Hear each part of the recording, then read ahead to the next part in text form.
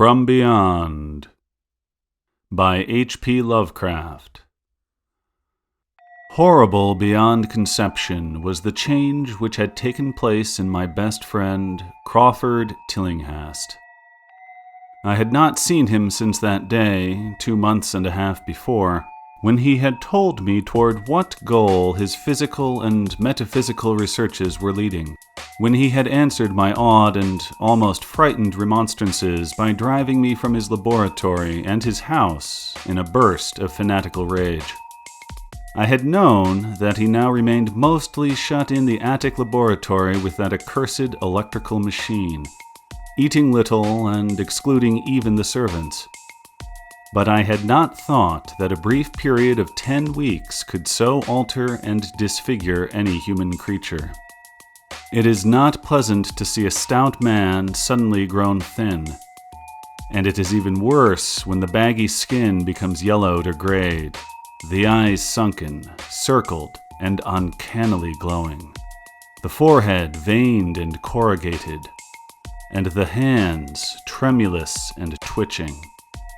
And if added to this there be a repellent unkemptness, a wild disorder of dress, a bushiness of dark white hair at the roots, and an unchecked growth of pure white beard on a face once clean-shaven, the cumulative effect is quite shocking.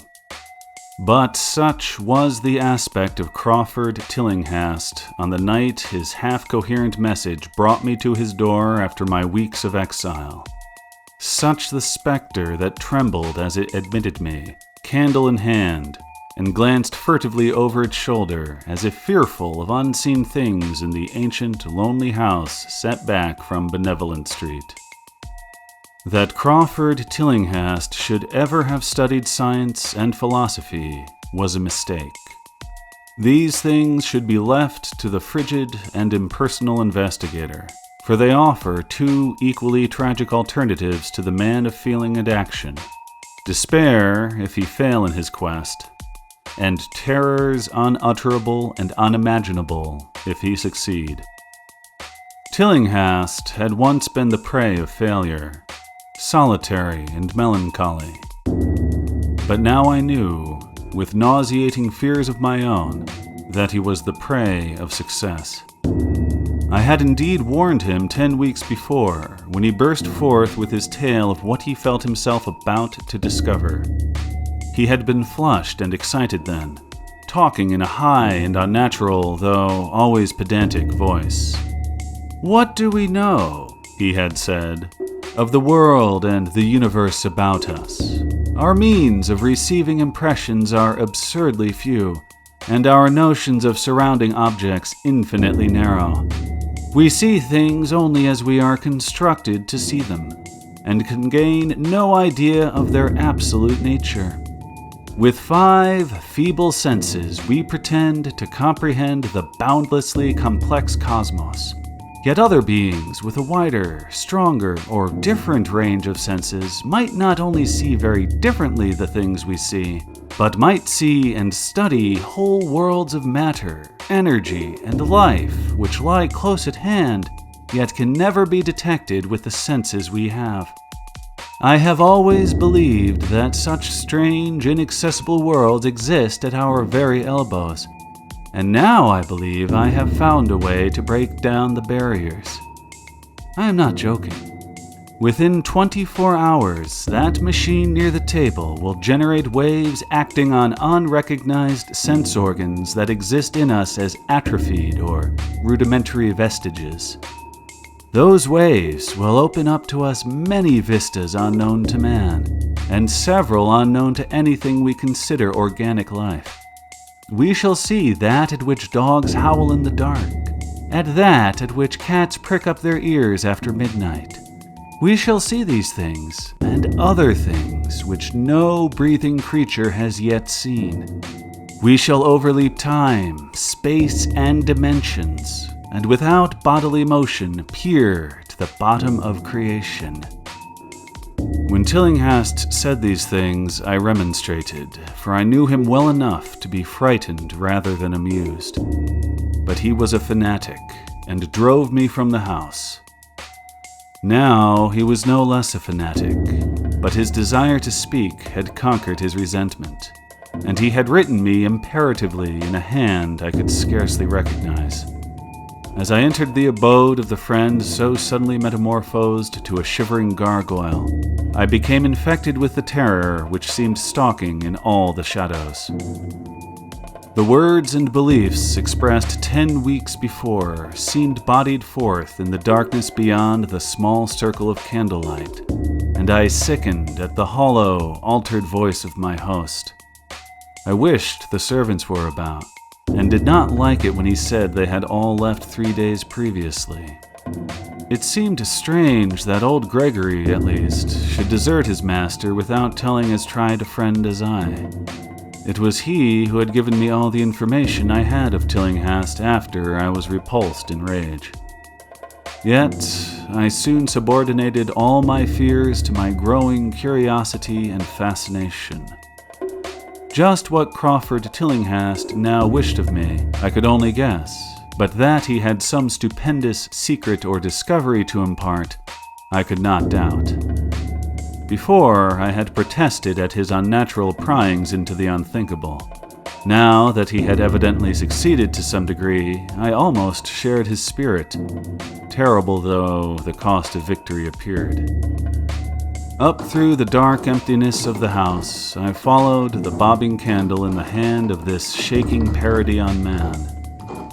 The electricity seemed to be turned off, and when I asked my guide, he said it was for a definite reason. It would be too much. I would not dare, he continued to mutter. I especially noted his new habit of muttering, for it was not like him to talk to himself. We entered the laboratory in the attic, and I observed that detestable electrical machine, glowing with a sickly, sinister violet luminosity.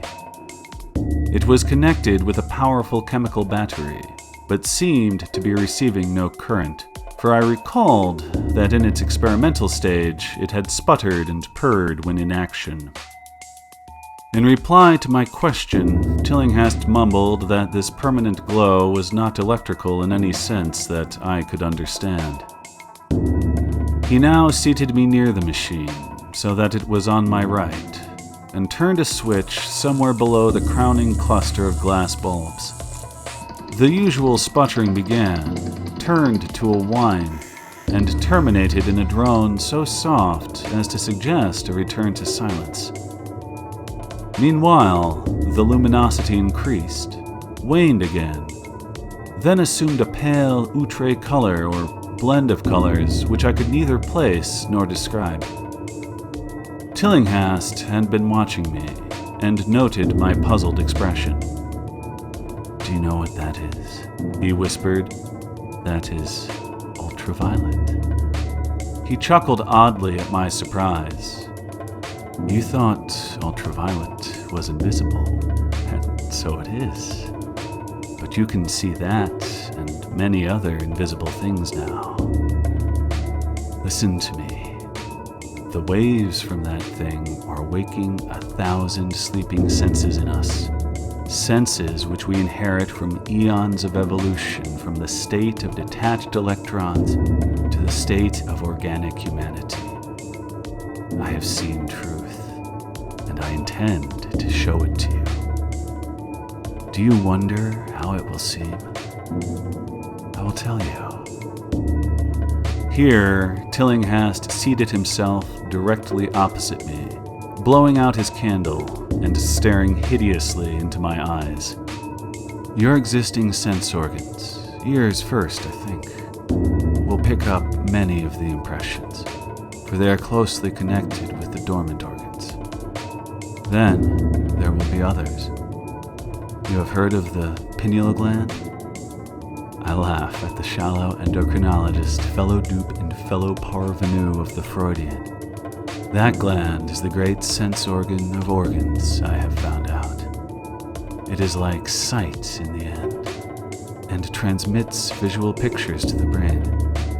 If you are normal, that is the way you ought to get most of it. I mean, get most of the evidence from beyond. I looked about the immense attic room with the sloping south wall, dimly lit by rays which the everyday eye could not see. The far corners were all shadows, and the whole place took on a hazy unreality which obscured its nature and invited the imagination to symbolism and phantasm. During the interval that Tillinghast was silent, I fancied myself in some vast and incredible temple of long-dead gods, some vague edifice of innumerable black stone columns reaching up from a floor of damp slabs to a cloudy height beyond the range of my vision. The picture was very vivid for a while, but gradually gave way to a more horrible conception, that of utter, absolute solitude in infinite, sightless, soundless space. There seemed to be a void, and nothing more, and I felt a childish fear which prompted me to draw from my hip pocket the revolver I always carried after dark since the night I was held up in East Providence. Then, from the farthermost regions of remoteness, the sound softly glided into existence. It was infinitely faint, subtly vibrant, and unmistakably musical, but held a quality of surpassing wildness which made its impact feel like a delicate torture of my whole body. I felt sensations like those one feels when accidentally scratching ground glass. Simultaneously, there developed something like a cold draft, which apparently swept past me from the direction of the distant sound. As I waited breathlessly, I perceived that both sound and wind were increasing, the effect being to give me an odd notion of myself as tied to a pair of rails in the path of a gigantic, approaching locomotive.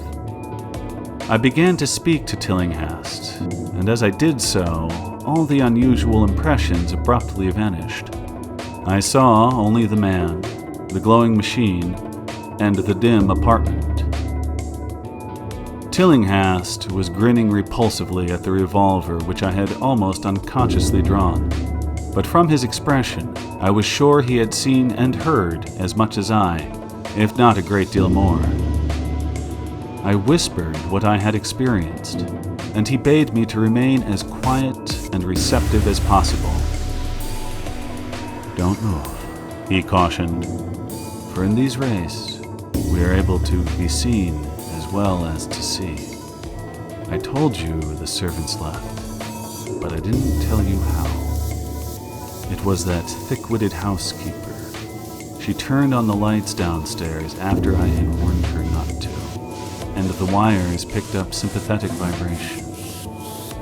It must have been frightful. I could hear the screams up here in spite of all I was seeing and hearing from another direction. And later, it was rather awful to find those empty heaps of clothes around the house. Mrs. Updike's clothes were close to the front hall switch. That's how I know she did it. I got them all, but so long as we don't move, we're fairly safe. Remember, we're dealing with a hideous world in which we are practically helpless. Keep still." The combined shock of the revelation and of the abrupt command gave me a kind of paralysis, and in my terror, my mind again opened up to the impressions coming from what Tillinghast called beyond. I was now in a vortex of sound and motion, with confused pictures before my eyes. I saw the blurred outlines of the room, but from some point in space there seemed to be pouring a seething column of unrecognizable shapes or clouds, penetrating the solid roof at a point ahead and to the right of me. Then I glimpsed the temple-like effect again, but this time the pillars reached up into an aerial ocean of light, which sent down one blinding beam along the path of the cloudy column I had seen before. After that, the scene was almost wholly kaleidoscopic, and in the jumble of sights, sounds, and unidentified sense impressions, I felt that I was about to dissolve or in some way lose the solid form. one definite flash I shall always remember. I seemed for an instant to behold a patch of strange night sky filled with shining revolving spheres, and as it receded, I saw that the glowing suns formed a constellation or galaxy of settled shape. This shape being the distorted face of Crawford Tillinghast. At another time, I felt the huge animate things brushing past me and occasionally walking or drifting through my supposedly solid body, and thought I saw Tillinghast look at them as though his better trained senses could catch them visually. I recalled what he had said of the pineal gland, and wondered what he saw with this preternatural eye. Suddenly, I myself became possessed of a kind of augmented sight. Over and above the luminous and shadowy chaos arose a picture which, though vague, held the elements of consistency and permanence. It was indeed somewhat familiar, for the unusual part was superimposed upon the usual terrestrial scene, much as a cinema view may be thrown upon the painted curtain of a theater. I saw the attic laboratory, the electrical machine, and the unsightly form of Tillinghast opposite me, but of all the space unoccupied by familiar material objects, not one particle was vacant. Indescribable shapes, both alive and otherwise, were mixed in disgusting disarray, and close to every known thing were whole worlds of alien, unknown entities. It likewise seemed that all the known things entered into the composition of other unknown things, and vice versa. Foremost among the living objects were great, inky jellyfish monstrosities which flabbily quivered in harmony with the vibrations from the machine. They were present in loathsome profusion, and I saw to my horror that they overlapped, that they were semi-fluid and capable of passing through one another and through what we know as solids. These things were never still, but seemed ever floating about with some malignant purpose. Sometimes they appeared to devour one another, the attacker launching itself at its victim and instantaneously obliterating the latter from sight. Shudderingly, I felt that I knew what had obliterated the unfortunate servants, and could not exclude the things from my mind as I strove to observe other properties of the newly visible world that lies unseen around us. But Tillinghast had been watching me, and was speaking. You see them? You see them. You see the things that float and flop about you, through you every moment of your life? You see the creatures that form what men call the pure air in the blue sky? Have I not succeeded in breaking down the barrier? Have I not shown you worlds that no other living men have seen? I heard him scream through the horrible chaos, and looked at the wild faces thrust so offensively close to mine. His eyes were pits of flame, and they glared at me with what I now saw was overwhelming hatred. The machine droned detestably. You think those floundering things wiped out the servants? Fool, they are harmless. But the servants are gone, aren't they? You tried to stop me. You discouraged me when I needed every drop of encouragement I could get. You were afraid of the cosmic truth, you damned coward. But now I've got you. What swept up the servants? What made them scream so loud? Oh no, eh? You'll know soon enough. Look at me. Listen to what I say. Do you suppose there are really any such things as time and magnitude? Do you fancy there are such things as form or matter? I tell you, I have struck depths that your little brain can't picture. I have seen beyond the bounds of infinity and drawn down demons from the stars. I have harnessed the shadows that strive from world to world to sow death and madness. Space belongs to me, do you hear? Things are hunting me now, the things that devour and dissolve, but I know how to elude them. It is you they will get, as they got the servants. Stirring, dear sir? I told you it was dangerous to move. I have saved you so far by telling you to keep still. Saved you to see more sights and to listen to me. If you had moved, they would have been at you long ago. Don't worry, they won't hurt you. They didn't hurt the servants. It was seeing that made the poor devils scream so. My pets are not pretty, for they come out of places where aesthetic standards are very different.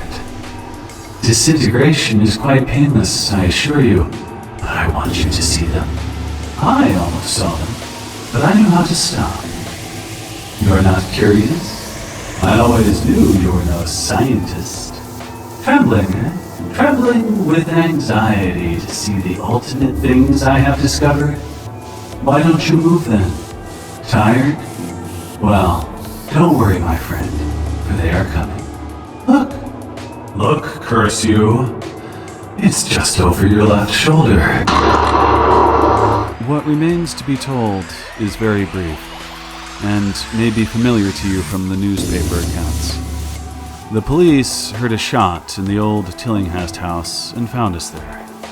Tillinghast dead and me unconscious.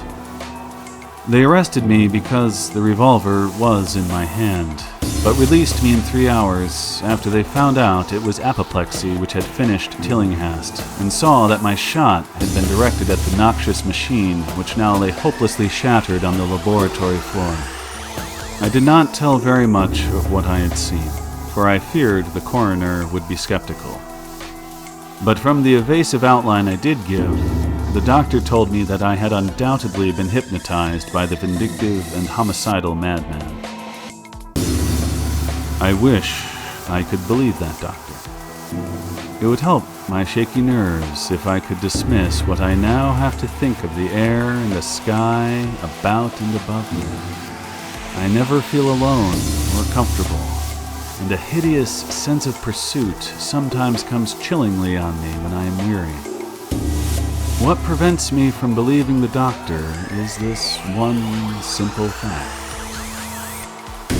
that the police never found the bodies of those servants whom they say Crawford Tillinghast